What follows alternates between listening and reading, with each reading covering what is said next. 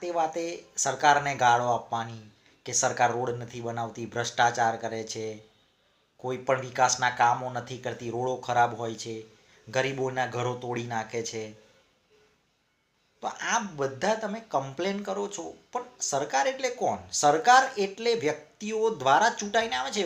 એ કોઈ એલિયન તો છે નહીં કે બીજા મંગળ ગ્રહ પરથી આવે છે અને સરકાર બની જાય છે. ના, સરકાર એટલે કોણ? કે લોકો દ્વારા અને લોકો માટે ચૂંટાઈને આવે છે.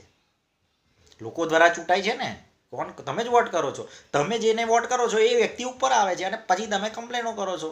પણ તમે વોટ જ બુટલેગરને આપો છો, રેપિસ્ટને આપો છો, ક્રાઇમ કરેલાને આપો છો, ખૂની હોય એને આપો છો, અભણ અંગૂઠા છાપને આપો છો, તો ભોગવો પછી.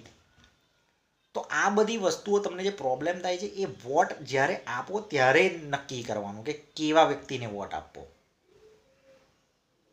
એટલે સરકારને બ્લેમ કરવાનું બંધ કરો, તમારા મગજનું થોડુંક ફિલ્ટર કરો અને કેવા વ્યક્તિને લાવો, કેવા. અને તમે અહીં આગળ સ્ટીકર ના રાખશો કે હું બીજેપીનો માણસ છું, હું કોંગ્રેસનો છું, આમ આદમી પાર્ટીનો છું. ના, તમારે એવા વ્યક્તિને પસંદ કરવો જોઈએ કે જે તમારી વાત ઉપર મૂકે, એ લોકસભામાં હોય કે વિધાનસભામાં હોય, તમારા એરિયાનું ડેવલપમેન્ટ કરે. નહીં કે એવું કે બીજેપીનો માણસ આમ. પાર્ટી તો પછીની વસ્તુ છે, પહેલાં માણસને તો તમે સિલેક્ટ કરો, ઓટોમેટિક એ કોઈ પાર્ટીમાં જોઈન થઈ જશે જો જરૂર પડી તો. તમે તમારી વાત જેની આગળ મૂકી શકતા હોય તમારા એરિયાની અંદર, કોઈ પણ, ચલો તમે ના પણ ઓળખતા હોય ને એ વ્યક્તિ ઊભો હોય તો તમે એટલું તો જજ કરી શકો કે ભાઈ આ વ્યક્તિ ભણેલો છે, સારો છે, એનું ફેમિલી બેકગ્રાઉન્ડ આ તે.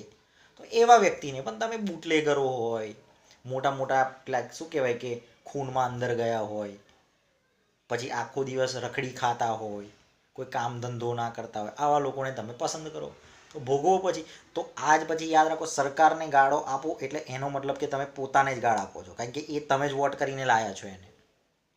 તો નેક્સ્ટ ટાઈમ ધ્યાન રાખજો અને આ બધી વસ્તુઓ વિચારવા જેવી છે. વિચારજો. મળીશું આપણે નેક્સ્ટ વિડીયોની અંદર.